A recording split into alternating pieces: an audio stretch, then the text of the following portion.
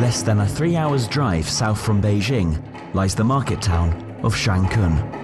Its bleak, dusty streets are a far cry from the capital's tourist-filled Forbidden City and Tiananmen Square. Few foreigners visit here, and those that do are usually on business. For Shanghai is the heart of China's fur pelt industry. Day in, day out, the town's open market handles more than 60% of the country's unprocessed fur. It's a national industry that provides work for millions of people. The pelts sold here are destined for the Asian market, where designers create stunning clothes to be paraded on the catwalk at respected shows. But behind the glamour is a story of calculated deceit, a fraud that's come to haunt the worldwide fur trade, a lie that's become a truth. It began when 2 local men were duped into making a shocking video. These 2 fur workers were paid handsomely by a couple posing as tourists to illegally skin an animal alive. The footage went viral on the internet with more than 2 million hits. The video is too distressing to show at any length, but it grabbed headlines around the world. Now, for the first time, after a lengthy investigation, the truth of what happened that day can be told. We were working that day and a man and a woman approached us. They had a camera and were filming. We asked them what they were doing, and the woman said her grandfather had never seen a raccoon skinned alive.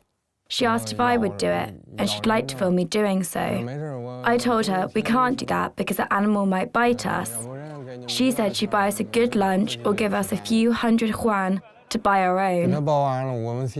After we'd finished the skinning, we felt uncomfortable. It was cruel for the animal. Even now, after so many years, every time I think about what we did, it makes me uncomfortable. It is something we regret. This video was posted online. When we saw the video, we felt unwell, realizing that we had been used by these people. I worked in the skinning area for about 2 years. We'd never skinned an animal alive, and I'd never seen anyone skin an animal alive. When they came to us, they enticed us to make this video, and it has badly affected the fur market. We really hate them. They are fake animal protesters. Mr. Ma was my boss, and he wanted me to skin the animal alive. But I said it was too cruel, and how much pain would the raccoon feel? Ma said they'd give us a lot of money, so I did it. While I was skinning the raccoon, the woman was filming. The man went to another stall and was also filming. After a while, Ma came to me and showed me the video and said, "We have been used by these people." When I realized they had shared the video online to everyone, and knowing it had hugely affected the fur industry, I hated them. Both men have freely sworn and signed affidavits about their involvement in that day's filming. The Chinese market represents only a fraction of the world market. It's in America and Europe that the highest quality furs are produced, but that highly regulated market has also been affected by the Chinese video scandal. It's not the first time animal rights groups have exploited dirt poor people to do something illegal to promote their cause.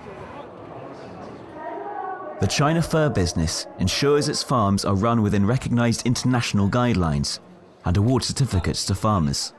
And industry leaders strongly dismiss allegations of skinning alive as animal rights propaganda. The video of skinning alive has greatly affected the Chinese fur industry. On one side, it misled customers who are not aware of the real picture in our industry. Through the video, they thought we really skinned animals alive, which had a great effect on their consumer behavior.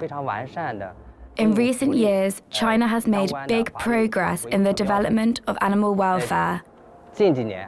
Chinese farmers comply strictly with the requirement of the standards and regulations to improve farming. It can be said that the fur industry has made great achievements. The farming business greatly contributes to social stability and increasing people's wealth. The Far East market is working hard to improve its image, and those all-important benchmarks are monitored by the International Fur Federation. That means having scientists suggest exactly how the animals should be cared for, independent vets and inspectors coming in to make sure those standards are being met. There is no way that a farmer would pass any inspection or indeed be allowed to sell in the fur trade if they did anything as awful as skin an animal alive. Now we have the evidence which shows this isn't true, this was made up, it was fake, and it was encouraged and paid for by animal activists. I think it's appalling that this film has been allowed to be shown so many times. It's affected the real fur industry, and I'm glad that we're able to now expose it for the myth that it is. For years, that myth has blighted the worldwide fur industry. It's a falsehood that's now been corrected, thanks to the confessions of these two men.